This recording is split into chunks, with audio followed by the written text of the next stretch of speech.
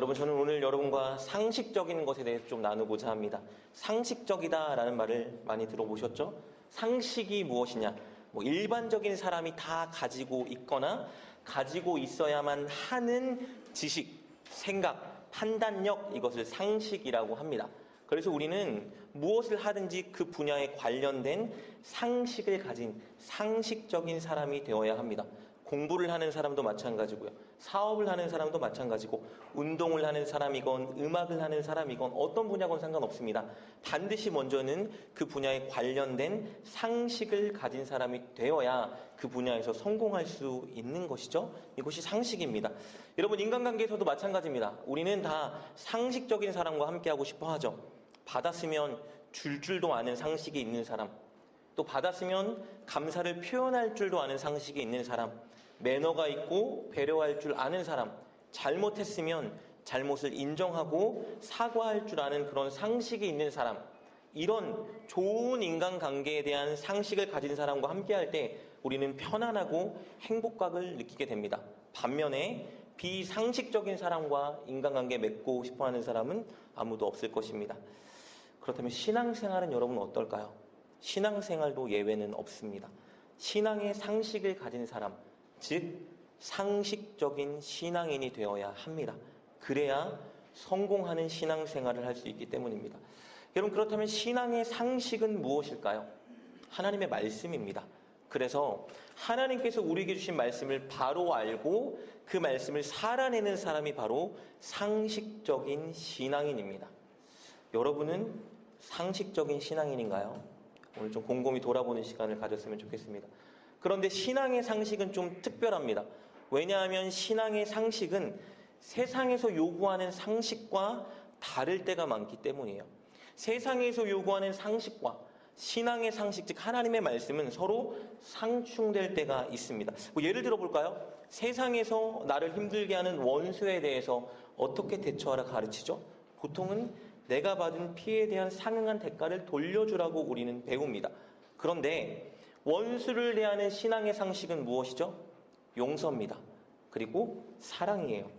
예수님은 우리에게 잘못한 사람에게 7번씩 70번이라고 용서하라고 말씀하셨습니다. 세상 사람들이 볼 때는 바보 같은 일인데 주님은 우리에게 말씀하세요. 계속 용서해 주라고 하십니다. 이것이 신앙의 상식이에요. 한 가지 예를 더 들어볼까요? 여러분, 세상에서 가장 큰 자는 누구죠? 위대한 사람. 그런 사람은 한 분야에서 탁월하고 큰 업적을 쌓아 명성을 얻은 사람이겠죠? 돈이 남보다 비교할 수 없을 정도로 많거나 높은 권세를 가진 사람, 세상은 이런 사람을 큰 자라 합니다. 그런데 신앙에서 말하는 큰 자는 어떤 사람이죠? 섬기는 자입니다.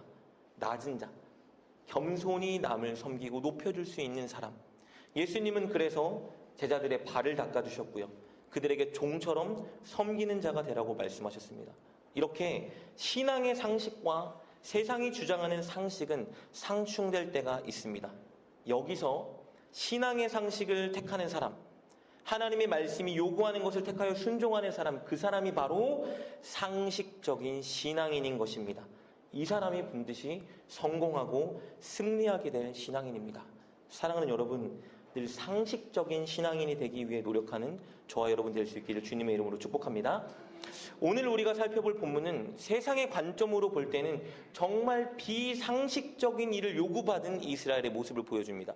그런데 신앙의 관점으로 볼 때는 지극히 상식적인 일을 요구받았습니다. 왜요? 하나님께서 명령하신 방식이었기 때문입니다. 난공불락이라는 사자성어가 있죠. 정복국가 시대에 쓰였던 말입니다. 아무리 공격해도 무너지지 않거나 함락할 수 없는 성, 철웅성을 가리키는 말입니다. 이스라엘 백성들이 오늘 본문을 보니까 이 난공불락이라는 사자성어와 가장 어울리는 장소를 대면했는데 그 장소가 바로 여리고입니다. 여러분, 정복국가 시절에는 많은 민족과 나라들이 자신의 나라, 민족국 영토를 확장시키기 위해서 이웃민족을 침략하고 전쟁을 치르곤 했죠. 그러니까 많은 공격과 방어가 주고받아지는 그런 사회였습니다. 이 여리고라는 지역도 예외는 아니었겠죠. 이곳은 가나안 지역의 요충지입니다. 역사적으로 수많은 민족들의 표적이 된 지역이 바로 이 여리고예요. 그런데 어떤 민족도 이 여리고를 점령하지 못했습니다. 왜냐하면 이곳은 말 그대로 난공불락의 장소였기 때문입니다. 여리고는 지형상 천연 요새와 같은 곳에 위치해 있었어요. 여리고를 가려면요, 아주 가파르고 미끄러운 경사지를 기어 올라가야 했습니다. 그 경사지 정상에 위치해 있던 곳이 바로 여리고였어요. 그러니까 사람들이 그냥 걸어 올라가기도 힘들 정도로 경사진 지역인데, 이곳을 점령하려는 민족들은 무엇을 가져가야 되죠? 무기와 장비를 가지고 그 가파른 언덕을 기듯이 올라가야 했습니다. 그러니까 느릿느릿 올라오는 적군들을 상상해 보세요. 여리고 군사들에겐 쉬운 먹잇감이죠. 여리고는 이렇게 지리적으로 큰 이점을 가지고 있었기 때문에 다른 민족들이 쉽게 점령할 수 없는 곳이었습니다. 게다가 여리고는요, 엄청 높고 두꺼운 이중 성벽을 가지고 있던 장소였습니다. 내벽과 외벽 두 가지를 가지고 있었는데, 적군들이 이곳을 침략하기 위해서 힘들게 기어 올라갑니다. 기어 올라가면 무엇이 기다리고 있냐면요, 대략 11m에서 12m 높이의 외벽이 기다리고 있습니다. 엄청난 높이죠. 여러분, 이곳을 기어 올라가야 되는 거예요. 여리고 군사들이 가만히 있겠습니까? 활을 쓰거나 돌을 던지거나 창을 던지겠죠. 그래도 운 좋게 외벽을 타고 올라갔다, 그러면 끝이 아닙니다. 무엇이 기다리고 있냐면요, 이번엔 내벽이 기다리고 있습니다. 내벽은 두께만 약 3.5m, 높이가 약 9m 되는 곳입니다. 여러분, 그러니까 이 여리고를 공격하고 점령하는 일은 거의 불가능에 가깝다. 점령하러 올라가는 일은 자살행위다. 이런 상황이에요. 그런데 이스라엘 백성들이 오늘 이 지역을 점령해야만 합니다. 왜냐하면 하나님이 약속하신 땅 가나안에 들어가기 위해서는 이곳을 반드시 점령하고 지나가야 됐기 때문이에요. 문제는 뭐죠? 이스라엘 백성들은 여리고를 점령할 만한 군사력이 없었습니다. 탁월한 전략과 지략가도 없었고요, 마땅한 무기도 없었습니다. 설상가상으로 여리고는 이스라엘이 진군하고 있다는 소식을 듣고 이스라엘의 공격에 대비하여 이미 전투태세를 다 갖추고 있었습니다. 오늘 본문 6장 1절 말씀 보면 이렇게 기록되어 있네요. 이스라엘 자손들로 말미암아 여리고는 굳게 닫혔고 출입하는 자가 없더라. 여리고는 굳게 닫혔다, 성문을 굳게 잠갔다는 말이죠. 이것은 전시에 특별한 경계를 펼칠 때 하는 행동입니다. 여러분, 그냥 올라가기도 힘든 곳인데, 점령할 수 없는 곳인데, 게다가 여리고 사람들이 이스라엘 백성들의 공격에 미리 대비하여 만반의 태세를 갖추고 있었던 것입니다. 이 여리고 성에 근처에 도착한 이스라엘 백성들은 무슨 생각을 하고 있었을까요? 분명히 막막했을 거예요. 도대체 이곳을 어떻게 점령할 수 있을까? 깝깝했겠죠. 두려웠을 것입니다. 수많은 민족들이 이곳을 점령하기 위해 도전하고 시도했지만 다 죽임을 당했지, 우리도 그렇게 될 것 같다라는 생각을 가졌겠죠. 그러니까 세상이 가르쳐주는 상식에 의하면 이스라엘이 이곳을 점령하는 것은 불가능합니다. 100% 불가능해요. 이스라엘 백성들 스스로도 아마 그렇게 생각했을 거예요. 그런데 그때 하나님께서 이스라엘을 찾아와 이렇게 말씀해 주시네요. 2절 말씀 볼까요? 여호와께서 여호수아에게 이르시되, 보라, 내가 여리고와 그 왕과 용사들을 내 손에 넘겨주었으니. 전쟁을 치르지도 않았는데 하나님께서 약속을 한 가지 던져주십니다. 뭐라고요? 내 손에 이미 내가 넘겨주었다. 전쟁할 엄두도 못 내고 어찌할지 몰라 한숨만 내쉬고 있는 이스라엘 백성들에게 하나님이 찾아와 이렇게 말씀하시네요. 내가 이미 너희 손에 다 넘겨주었다. 여러분, 넘겨주었다라는 이 표현은요, 여리고와 그 왕과 용사에 대한 지배권을 너에게 이미 주었다라는 표현이에요. 그러니까 전쟁에서 승리를 보장하는 하나님의 가장 확실한 약속의 표현이 뭐예요? 너의 손에 넘겨주었다. 아직 싸움도 하지 않았는데, 불가능한 곳인데 하나님께서 말씀하십니다. 넘겨주었다. 이미 너희에게 승리를 내가 보장했다라고 말씀해 주셨어요. 그런데 하나님, 어떻게 승리합니까? 도저히 방법이 없습니다. 그러자 하나님께서 구체적인 전쟁의 전략을 제시해 주십니다. 우리 3절부터 5절까지 말씀 이렇게 기록되어 있습니다. 너희 모든 군사는 그 성을 둘러 성 주위를 매일 한 번씩 돌되 엿새 동안을 그리하라. 제사장 7은 7 양각 나팔을 잡고 언약궤 앞에서 나아갈 것이요, 7째 날에는 그 성을 7번 돌며 그 제사장들은 나팔을 불 것이며, 제사장들이 양각 나팔을 길게 불어 그 나팔 소리가 너희에게 들릴 때에는 백성은 다 큰 소리로 외쳐 부를 것이라. 그리하면 그 성벽이 무너져 내리리니 백성은 각기 앞으로 올라갈지니라 하시매. 전쟁의 전략이 여러분 이런 거예요. 칼을 갈고 무기를 말들고 전략을 세우는 게 아니라요. 정말 터무니없는 명령을 주십니다. 이스라엘 모든 군사가 6일 동안 날마다 한 번 여리고성 주변을 아무 말하지 않고 침묵하고 돌라는 겁니다. 그리고 7째 날에는 모든 군사가 다 7번을 돌면 제사장들이 양강나팔을 크게 후 하고 부는데, 그러면 모든 백성들이 다 동일한 마음으로 와 외치라는 거예요. 그러면 여리고 성벽이 다 무너져 내릴 것이다.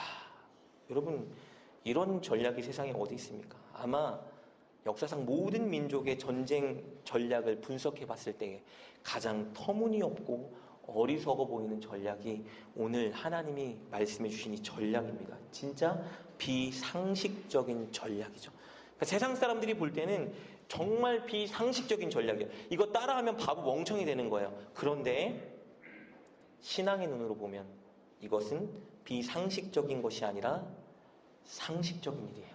왜요? 하나님이 명령하셨기 때문입니다. 여러분, 세상의 상식으로는 어떻게 해야 되죠? 군사력을 엄청 길러야죠. 혹은 동맹 국가들을 붙여주셔서 함께 힘을 모아 전쟁에 나가야죠. 혹은 최신식 살상 무기를 개발하게 하셔서 그 무기로 승리하게 하셔야죠. 그런데 뭐라고 하십니까? 연합군도 필요 없고 전쟁의 무기도 필요 없고 군사적인 전략도 필요 없고 그냥 날마다 한 번씩 돌라고 말씀하십니다. 그리고 마지막 날 다 같이 소리를 지르래요. 이런 비상식적인 일이 어디 있냐고요. 그런데 말씀드렸죠. 세상의 눈으로 보면 비상식적인데 지극히 상식적인 일이에요. 왜요? 하나님이 우리에게 말씀하시면 그것이 바로 우리에게 상식이 되는 것입니다. 하나님은 우리에게 세상의 눈으로 볼 때 이 비상식적인 일들을 요구하실 때가 여러분 많이 있습니다.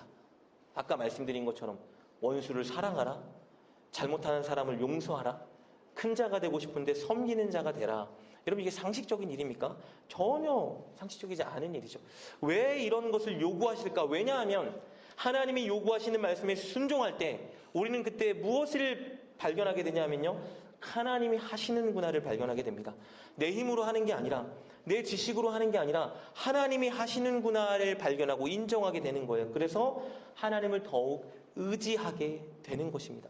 여러분, 하나님이 만약에 이스라엘 백성들에게 지금 이 본문에서 동맹국가를 막 보내주셨어요. 그래서 이스라엘이 그들과 함께 여리고를 점령하게 하셨다고 생각해 볼까요? 그러면 이스라엘 백성들이 승리하고 나서 이 공을 어디에 돌릴까요? 동맹국가에게 돌리겠죠. 그래서 앞으로 무슨 문제가 발생하면 이스라엘은 하나님을 의지하는 게 아니라 뭐를 찾고 뭐를 의지할까요? 동맹국가를 찾고 의지했겠죠. 만약에 하나님이 살상무기를 막 개발하게 하셨어요. 그래서 그것으로 여리고를 점령하게 하셨다면 이스라엘은 여리고를 점령한 비결을 뭐로 둘까요? 하나님이 아니라 살상무기로 여길 것이 뻔했습니다. 그래서 문제가 발생하면 하나님을 의지하고 무릎 꿇고 하나님께 기도하는 것이 아니라 자신들의 지혜와 자신들의 힘으로 무언가를 만들어내려고 노력할 게 뻔했습니다. 하나님은 이스라엘 백성들에게 가르쳐주길 원했습니다. 이스라엘이 약속의 땅 가나안에 들어가는 유일한 비결은 탁월한 군사력도 아니고 동맹국가의 힘도 아니고 그들이 뛰어난 민족이 되는 것도 아니고 오직 하나님을 의지하고 하나님 말씀에 순종하면 되는 것이다. 이것을 그들에게 가르쳐주길 원하셨습니다. 그리고 이스라엘 백성들이 여리고를 점령했을 때 이렇게 고백하길 원하셨어요. 모든 것이 다 하나님의 은혜입니다. 하나님이 하신 겁니다. 이렇게 하나님께 영광을 올려드리길 하나님은 원하셨습니다. 이것이 뭐예요? 신앙의 상식입니다. 하나님이 하신다 고백하는 것, 하나님만 의지하는 것, 그래서 하나님께 순종하는 것, 그래서 모든 일이 되면 하나님이 하신 겁니다 고백하는 것이 바로 상식적인 신앙이에요. 이렇게 하는 사람이 바로 상식적인 신앙인입니다. 사랑하는 여러분, 우리가 상식을 가진 신앙인이 되기를 축복합니다. 세상이 무엇라 말하고 요구해도 하나님이 주신 말씀대로 따르고 순종하는 저와 여러분 되었으면 좋겠습니다. 어리석어 보일 수도 있고요. 손해보는 방식 같아 보일 수도 있습니다. 하나님이 하실 것을 기대하고 그러나 순종하며 나아갈 때 하나님은 우리가 상상하지 못했던 세계를 우리에게 펼쳐주고 은혜를 부어주십니다. 그렇게 하여 주님 앞에 가는 그날까지 꼭 승리하고 성공하는 상식적인 신앙인 되기를 주님의 이름으로 축복합니다. 오늘 본문은 이렇게 승리하는 신앙인, 성공하는 신앙인, 즉 상식적인 신앙인이 되는 비결을 우리에게 가르쳐 줍니다. 그저 주님이 주신 말씀에 이것이 상식이다 여기고 순종하는 그 사람이 바로 상식적인 신앙인이 되는 것입니다. 그런데요, 오늘 본문은 승리하는 신앙인, 성공하는 신앙인을 뛰어넘어 우리에게 한 가지를 더 도전해 줍니다. 그것은 무엇이냐면요, 승리하는 교회, 성공하는 교회, 즉 상식적인 교회가 어떤 모습의 교회인지를 우리에게 가르쳐주고 있습니다. 여러분, 사실 이것이 중요합니다. 왜냐하면요, 신앙은 결코 홀로 하는 것이 아니기 때문입니다. 여러분, 신앙생활은 절대 혼자 걸어갈 수 있는 여정이 아닙니다. 반드시 내가 속한 나의 교회와 함께 걸어가야 하는 것이 신앙의 여정입니다. 그렇다면 우리는 무엇보다 상식적인 교회를 만들기 위해 힘을 모아야 합니다. 여러분, 본문으로 다시 돌아가 볼까요? 여리고는 분명히 하나님이 무너뜨리셨습니다. 그런데 이스라엘 군사들과 백성들에게도 이 전쟁에서 하나님이 요구하는 것이 하나 있었죠. 무엇이죠? 함께 걷는 것입니다. 함께 외치는 것을 요구하셨어요. 모든 군사들이 한 명도 빠짐없이 날마다 한 차례 여리고 주위를 돌아야 했습니다. 다 함께 침묵하고 다 함께 동참하고 다 함께 걸어야 했어요. 그리고 마지막 날은 어떻죠? 모든 백성들이 제사장이 양강나팔을 불 때에 다 한마음으로 다 크게 소리질러 외쳐야 했습니다. 여러분, 쉬운 일 같아요? 정말 어려운 일입니다. 왜냐하면 서로 연합해야 됐기 때문입니다. 여러분, 사람이 연합하는 일이 정말 어려운 일입니다. 군사들 중 단 한 사람이라도 하나님의 말씀을 의심했거나 불신했거나 안 하겠다고 포기한 사람이 있었다면 이 일은 실패로 돌아가게 됩니다. 여러분, 단 한 사람이라도 나는 안 해, 나는 못 돌아, 무슨 바보 같은 짓이야 하고 걷기에 동참하지 않았다면 이 일은 틀어지는 거예요. 군사들 중에 누구 한 사람이라도 여리고를 돌다가 이게 지금 맞는 거야? 라고 불평하면 이 일은 틀어지는 거예요. 군사들 중에 한 사람이라도 나는 오늘 몸이 너무 안 좋아요. 너무 피곤해. 나 한 명 빠져도 되잖아. 난 쉬어야 될 것 같아 하고 걷기를 중단했으면 이 일은 틀어지는 거라고요. 군사들 중에 한 사람이라도 저는 오늘 이 성을 도는 것보다 더 중요한 일이 있습니다. 급한 비즈니스가 있다고요. 오늘은 그냥 나를 두고 당신들끼리 도세요 라고 했다면 이 일은 실패로 돌아가는 일이에요, 여러분. 그런데 그들 모두가 다 연합하여 함께 걸었습니다. 본문에 그들이 거는 과정을 자세히 기록해 주진 않았죠. 분명히 서로를 격려했을 거예요.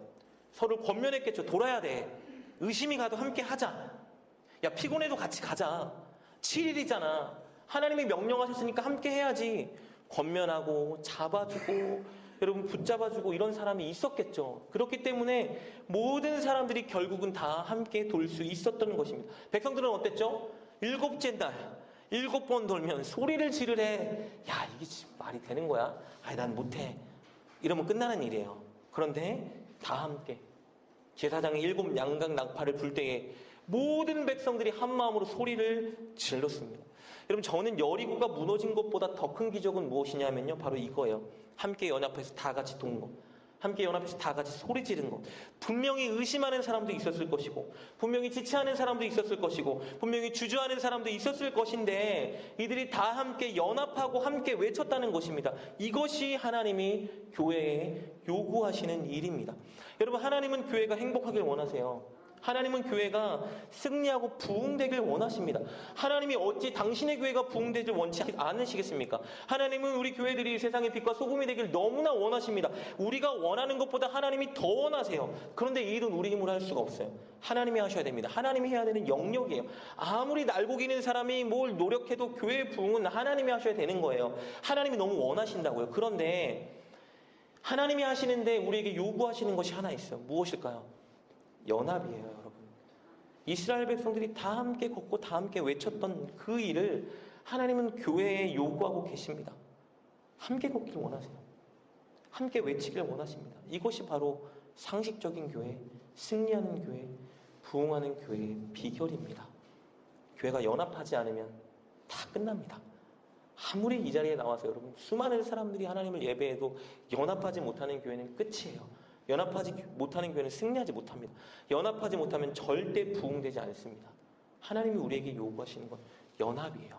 그런데 이 연합이 가장 어려운 일이에요. 왜요? 다 생각하는 게 달라요.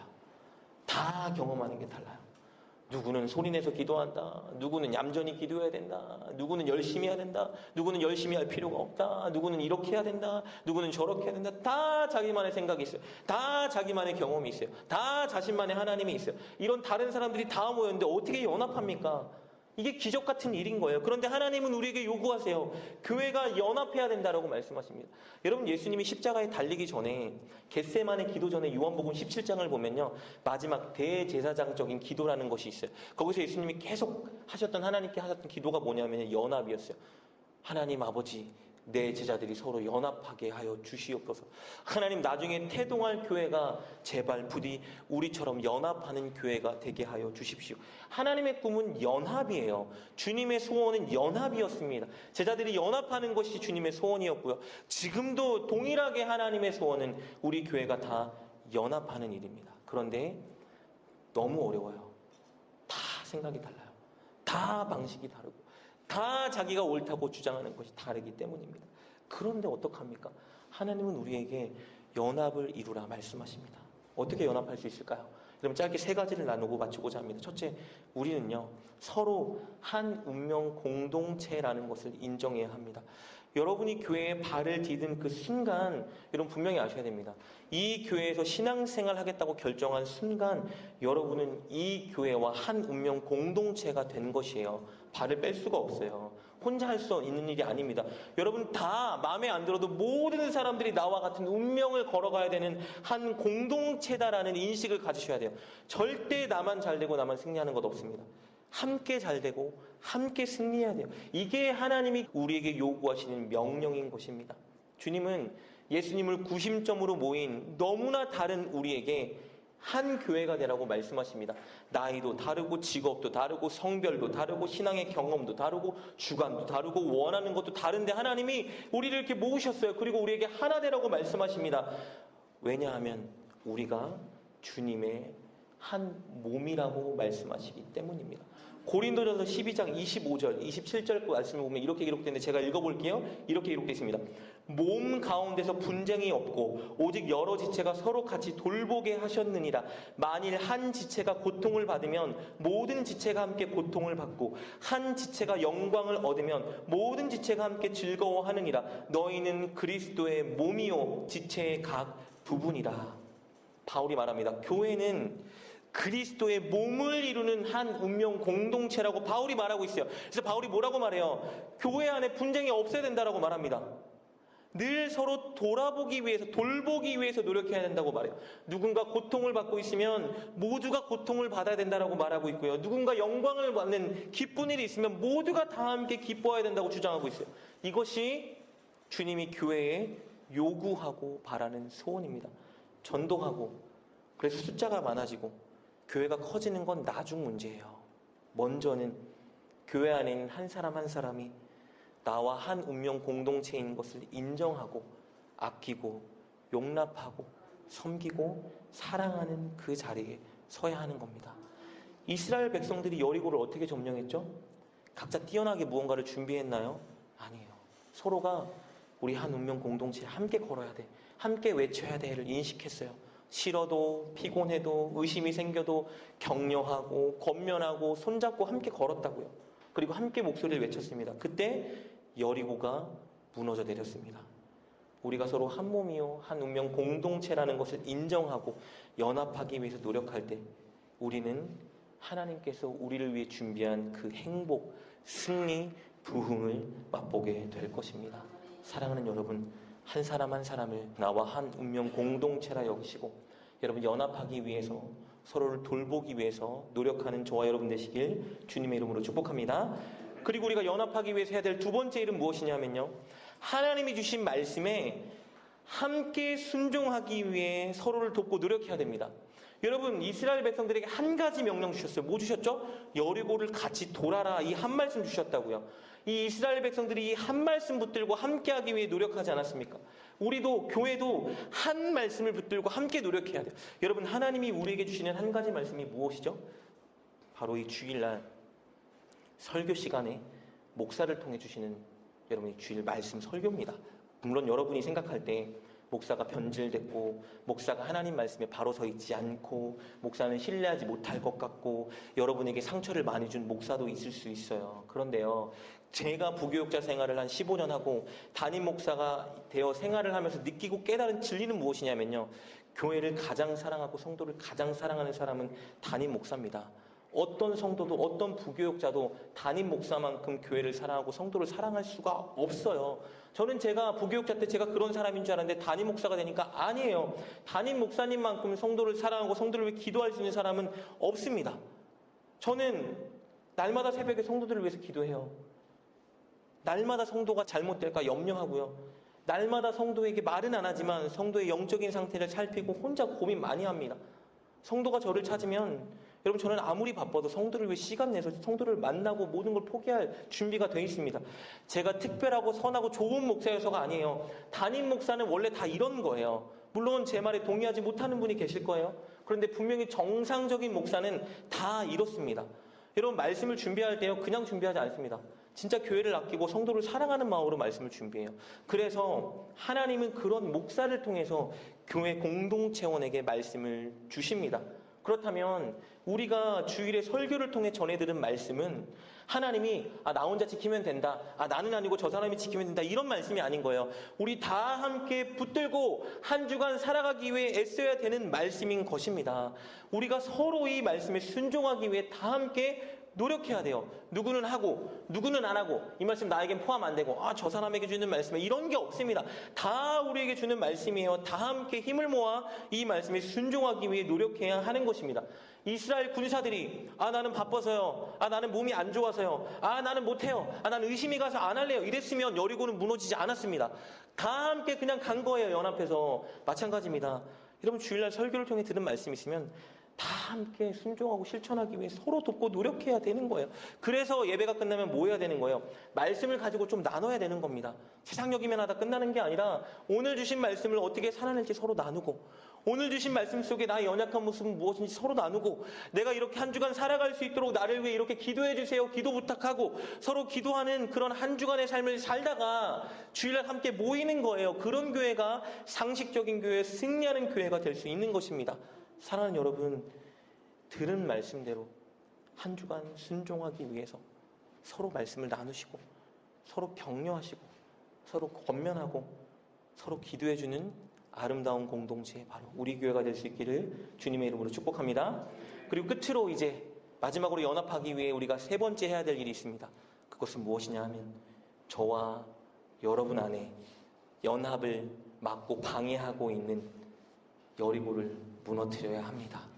혹시 여러분 중에 교회 안에 용서하지 못하고 미워하는 형제 자매가 있다면 여러분, 그 여리고를 무너뜨리십시오. 용서해야 됩니다. 여러분이 용서하지 못하면 용서하지 못하는 여러분 때문에 교회의 연합은 망가집니다. 주님이 저와 여러분을 늘 용서해주고 계십니다. 그 주님을 바라보고 오늘 이 시간 결단하셨으면 좋겠어요. 여러분 마음에 있는 탐탁치 않아 하는 그 성도를 이 시간 용서해 주십시오. 사랑하겠노라 결단하셨으면 좋겠습니다. 혹시 여러분 중에 성도를 볼 때 먼저 손 내밀지 못하는 자존심이 있거나 혹은 내성적인 성격을 가지고 계신 분이 있다면 여러분, 그 여리고도 무너뜨리십시오. 먼저 손 내밀고 먼저 인사하고 먼저 섬기고 먼저 축복해 주세요. 주님께서 저와 여러분에게 늘 먼저 손을 내밀고 계십니다. 그 주님의 사랑을 안다면 여러분들 먼저 손을 내미는 여러분 되십시오. 혹시 여러분 중에 교회에 전혀 관심이 없고 교회를 사랑하는 마음이 전혀 없고 다른 세상적인 것들을 훨씬 사랑하고 관심 갖는 분이 계시다면 그 강력한 여리고도 오늘 이 시간 무너뜨리셨으면 좋겠습니다. 교회를 사랑하고 교회에 관심을 가지십시오. 그것을 위해서 시간 없다, 여유 없다 핑계 대지 마시고 날마다 교회와 성도 한 사람 한 사람을 불러가며 기도하는 그 자리에 서야 합니다. 그럴 때 여러분을 통해 하나님이 놀라운 일을 펼치실 것입니다. 우리가 우리 안에 있는 여리고를 무너뜨리고 연합하고자 노력할 때 하나님은 우리가 이해하고 공감하지 못했던 하나님의 마음을 알게 하실 것이고, 우리가 상상하지 못했던 행복하고 좋은 일들을 우리 교회 안에 가득 넘쳐나게 하실 것입니다. 이것이 바로 상식적인 신앙이요, 상식적인 교회의 모습인 것입니다. 말씀을 정리합니다. 사랑하는 여러분, 우리 상식적인 신앙인이 됩시다. 세상의 가치관, 방식과 상충되는 하나님의 말씀이 있다 하여도 그 말씀에 순종하는 저와 여러분 되셨으면 좋겠습니다. 그리고 우리 상식적인 교회를 이제 좀 만들어 갔으면 좋겠습니다. 늘 서로 사랑하고 연합하기에 힘쓰는 그런 교회를 만들어야 됩니다. 여러분, 다른 것 중요하지 않습니다. 먼저 연합하는 게 가장 중요해요. 교회가 서로 사랑하는 게 가장 중요합니다. 그럴 때 하나님이 역사하십니다. 우리가 하지 못하는 것들을 하나님이 하십니다. 그것을 위해서 여러분, 지금 양옆 앞뒤에 있는 그 사람들을 여러분의 운명 공동체로 여기시고 아끼고 꼭 사랑해 주십시오. 주일날 들은 말씀이 있다면 어떻게 실천할까 고민하시고 서로 기도해주고 실천하기 위해 격려하는 그 자리에 서는 여러분 되셨으면 좋겠습니다. 그리고 그 일을 맡고 있는 여러분 안에 있는 쓴뿌리, 상처, 부정적인 생각, 그리고 그 큰 여리고를 오늘 여러분 결단해서 좀 무너뜨렸으면 좋겠습니다. 그럴 때 여러분이 기대하지 못하고 경험하지 못했던 하나님의 은혜가 이 교회를 통해 놀랍게 부어지고, 교회에 부어지는 은혜를 통해서 여러분의 인생이 얼마나 행복해지는지를 경험하게 될 것입니다. 그것이 바로 하나님이 우리에게 바라고 계획하고 있는 소망이자 계획인 것입니다. 우리 꼭 그렇게 상식적인 교회, 다 함께 걸어가는 교회, 아름다운 교회, 승리하는 교회, 부흥되는 교회 만드는 그 자리에 서기를 주님의 이름으로 축복합니다.